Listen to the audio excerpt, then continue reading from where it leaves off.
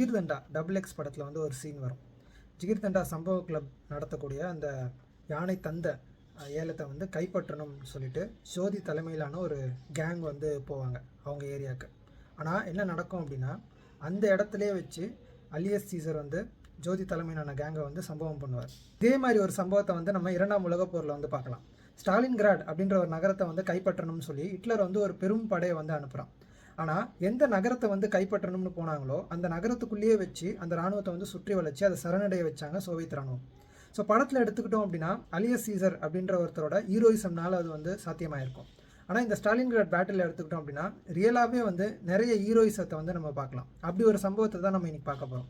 Stalingrad battle எடுத்துக்கிட்டோம் அப்படின்னா German ராணுவம் வந்து அந்த நகரத்தோட பெருவாரியான இடங்களுக்குள்ளே வந்து வந்துடுறாங்க.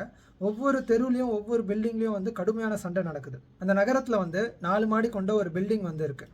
ஸோ அந்த பில்டிங் வந்து மிக முக்கியமானதாக வந்து இருந்தது. ஸோ அதை வந்து ஜெர்மன் வந்து தன் கட்டுப்பாட்டில் வந்து வச்சுருக்காங்க. அந்த பில்டிங்கை வந்து மீட்கணும்னு சொல்லி ஒரு 30 பேர் கொண்ட ஒரு பிளட்டூனுக்கு வந்து வேலை கொடுக்கப்படுது. அந்த 30 பேர் கொண்ட பிளட்டூன் வந்து கடுமையாக சண்டை நடத்தி அந்த பில்டிங்கை வந்து தன் கட்டுப்பாட்டில் வந்து கொண்டு வராங்க. ஆனால் அந்த சண்டையில் வந்து ஒரு 26 பேர் இறந்துடுறாங்க. மீதி 4 பேர் வந்து சர்ஜன் பாவ்லோ தலைமையில் வந்து அந்த பில்டிங்கை வந்து கட்டுப்பாட்டில் கொண்டு வந்து ஒரு 3 நாளைக்கு வந்து அதை வந்து பாதுகாக்கிறாங்க. அதுக்கப்புறம் இன்னும் ஒரு 26 பேர் கொண்ட ஒரு டீம் வந்து அவங்களோட வந்து சேர்ந்துடுறாங்க. இந்த 30 பேர் சேர்ந்து என்ன பண்ணுறாங்க அப்படின்னா, அந்த பில்டிங்கே வந்து ஒரு கோட்டையாக மாற்றுறாங்க. ஒரு 4 அடுக்கு பாதுகாப்பை வந்து உருவாக்குறாங்க. ஒவ்வொரு விண்டோலையும் வந்து ஒரு மெஷின் கன்னையோ ஆன்டி டேங்க் ரைஃபிளையோ வந்து வச்சு அந்த பில்டிங்கை வந்து பாதுகாக்கிறாங்க. தினமும் வந்து ஜெர்மன் ராணுவம் வந்து அந்த பில்டிங் மீது தாக்குதல் நடத்துது. ஆனால் அவங்களால கைப்பற்றவே முடியல.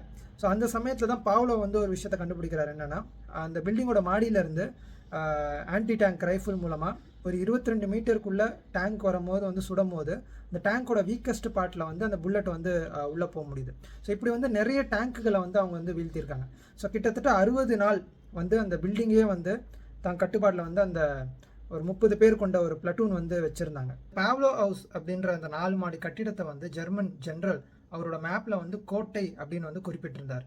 ஆமாம், ஒரு 60 நாளைக்கு வந்து ஒரு கோட்டையாக தான் வந்து இந்த பில்டிங்கை வந்து அந்த 30 வீரர்கள் வந்து வச்சுருந்தாங்க. பாவ்லோ ஹவுஸை பற்றி குறிப்பிடும் போது ஃப்ரான்ஸ் என்ற மொத்த நாட்டையே வந்து ஒரு 43 நாளில் வந்து ஜெர்மன் இராணுவம் வந்து பிடிச்சிது. ஆனால் இங்கே வந்து 60 நாள் ஆகியும் வந்து இந்த ஒரு பில்டிங்கை வந்து ஜெர்மன் இராணுவத்தால் வந்து பிடிக்கவே முடியல.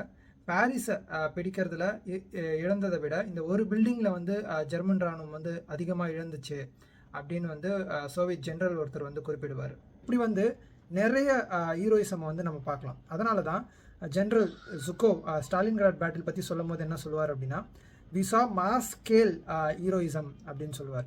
ஸோ இப்படி சோவியத் வீரர்களோட அர்ப்பணிப்பும் தியாகம் தான் வந்து என்னென்னா பேட்டில் ஆஃப் ஸ்டாலின்கிராடில் வந்து சோவியத் இராணுவம் வந்து வெற்றி அடைகிறதுக்கு வந்து காரணமாக இருந்தது. இந்த வெற்றி வந்து ரொம்ப முக்கியம். ஏன்னா இதுதான் வந்து உலகப்போர்லேயே வந்து திருப்பு முனையாக அமைஞ்சது. அது வந்து ஹிட்லரோட வீழ்ச்சியை வந்து வேகப்படுத்துச்சு அப்படின்னு நம்ம சொல்லலாம்.